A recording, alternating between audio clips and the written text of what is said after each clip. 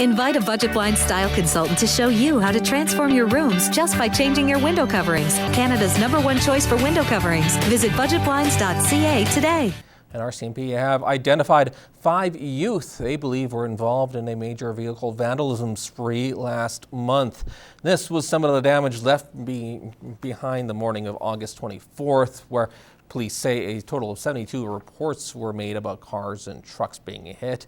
Police were able to determine the suspect thanks to, in part, to witness reports from the community. To begin with, after that, it led to more information coming from public who knew that this was a serious event and felt the need to come and give the information that they had.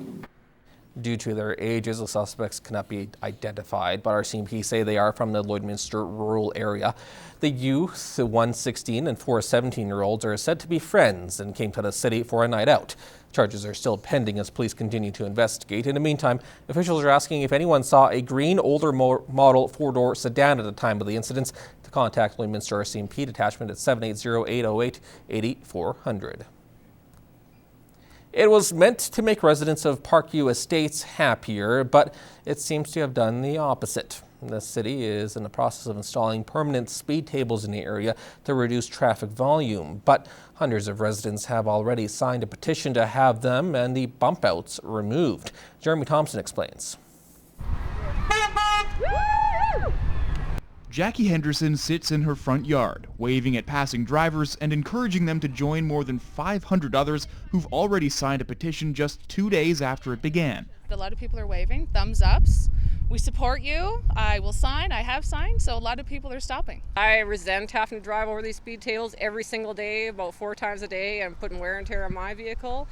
As September begins, residents in the neighborhood are just now seeing the true volume of traffic that comes with the school year, and how these new obstacles affect the flow. The city says the temporary speed tables they installed this spring greatly reduced traffic volume, but resident Sherry Crossman doesn't think it makes sense to compare numbers from different times of the year.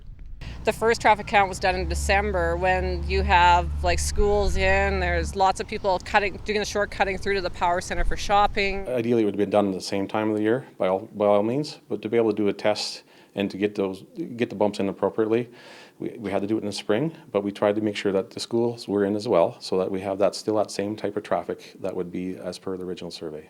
Henderson says the speed tables are one thing, but there was little to no consultation from the city about these bump outs, something she says increases congestion and the risk of head-on collisions.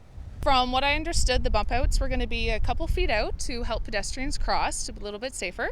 Then all of a sudden they put in these molds and they're probably a good 5 to 6 feet out, and it's forcing one-way traffic and it's very unsafe. I mean, there'll be a head-on collision because there's not room for 2 big vehicles to get through.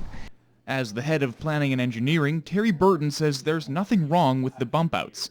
With a parked car in front of a crosswalk, it provides that extra safety with them being out a little farther. They're designed to adequately take two-way traffic on them. They're actually designed for a lane width that we have similar on our highways. But Henderson thinks there has to be a better way to reduce speed and increase safety for pedestrians. They could put in a light, they could make this a one-way street, they could put 4-way stops. There's a lot of other solutions than having traffic and people fighting to get across the road. Despite the petition, Burton says there are no plans to make any changes to the project. We got to go back to what the results that we had based on our public consultation, and right now they've been positive, so that's why we're moving forward with that at this time. Jeremy Thompson, Newcap News. Well, we have 2 new pets featured for adoption in this week's Pet Project. Sally is a 3.5-year-old Lab Shepherd Cross, and Beano is a 5-year-old domestic short-haired cat. Here's John from the SPCA.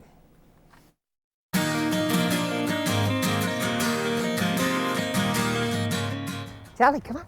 Yeah, that's a happy dog right there.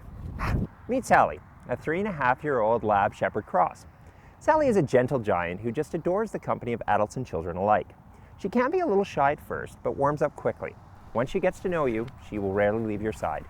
Sally does get along with other dogs, but she can be unsure of smaller breeds. If you have another dog, you should bring them to meet Sally first to make sure that they are a good match. If you are looking for a calm, easygoing dog to add to your family, then come to the SPCA and meet Sally today. Meet Bina, a 5-year-old domestic short-haired cat. Bina is an absolutely adorable and gentle girl. She can be shy at first, but once you spend a few minutes with her, she'll be snuggling up to you and purring away. Due to her quiet nature, she would prefer to go to a home with older children, as too much noise and excitement may be too overwhelming for her.